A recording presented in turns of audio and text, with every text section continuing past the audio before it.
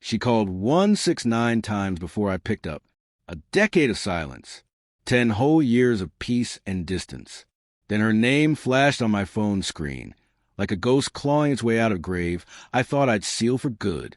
I let it ring once, then again. I wanted her to hear it, to let her hope. Hope has a sound. It's sharp, naive. I picked up on the fourth ring. Didn't say a word. I just waited. "Is it really you?" she asked, voice brittle like dry timber. "Please, just tell me where you are." I didn't. I ended the call. That was all she was going to get. We first met in a cramped campus cafe. She was brilliant, brash, and broke. I was 2 years older, pulling late shifts to keep my tuition paid. Hands always slick with oil from the garage. She once told me I had a poet's eyes and a mechanic's soul. She believed that was love. When she got into med school, I sold my truck to pay her deposit. When she said she needed to move across the country, I quit everything, packed up our lives, and told her we'd survive it. I juggled 4 jobs so she could study without stress. To her classmates, I was just between things. She graduated on a Saturday. By Monday, she had filed for divorce. The papers sat on the counter. No explanation, no apology, just a note. "Don't make this harder than it has to be."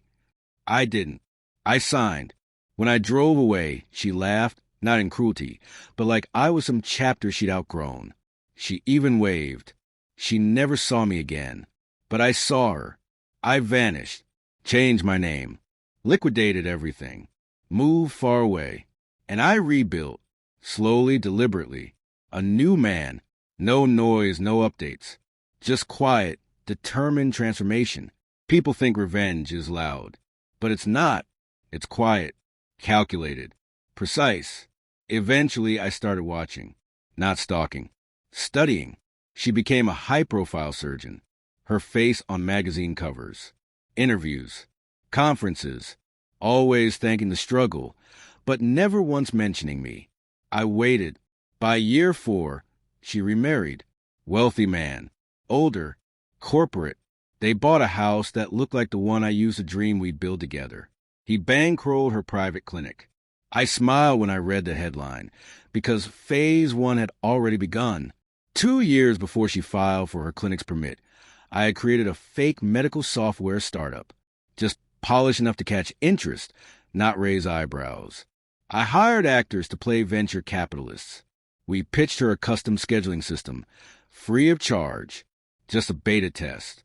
She loved the attention, couldn't resist. She installed it herself. The software tracked everything: appointments, payroll, records, and eventually all the unrecorded payments, the under-the-table surgeries, the cash that skipped the books, the patients she never should have touched. I collected everything, time-stamped, signed, cataloged, but I didn't release it. Not yet. Phase 2 was harder. Her husband? Smarter. Cautious. But he had one fatal flaw: pride. I sent anonymous tips, planted seeds of doubt, whispers of offshore accounts, infidelity, insurance fraud. I forged just enough to make it convincing, gave him the theory. He made it reality. He froze their accounts, filed for divorce, ordered audits. Her little empire began to crumble before I so much as touched a single brick. And then, as the subpoenas arrived, I sent the evidence. Not to the press, not online, to the Board of Surgeons. Her medical license was suspended in 36 hours. Still, I said nothing. No credit, no spotlight, just a man sipping coffee 2 states away. She found me on a Tuesday, 10 years later. I was living quietly, under a new name, running a modest repair shop in a quiet town. She walked in like she was expecting someone else, a stranger's name on the door. She looked older, not tired, hollow, like time had drained the venom, but not the hunger. She didn't recognize me at first, but when our eyes locked, it hit her like a slap. "You," she whispered. I didn't speak. "You did this. You ruined me." I wiped my hands, leaned on the counter. "No," I said calmly. "You did." She trembled, truly shook, like her bones remembered what her pride had erased. She tried to cry. Nothing came out. I needed help. You had it.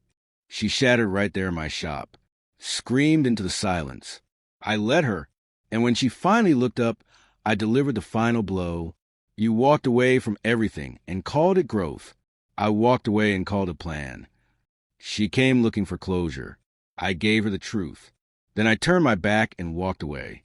Never looked back. Never needed to. The man she knew was gone. All I kept was his silence. That quiet strength. The power of still water. The kind that drowns deep. She taught me that. And I made sure she'd never forget it. Justice isn't loud. It's final.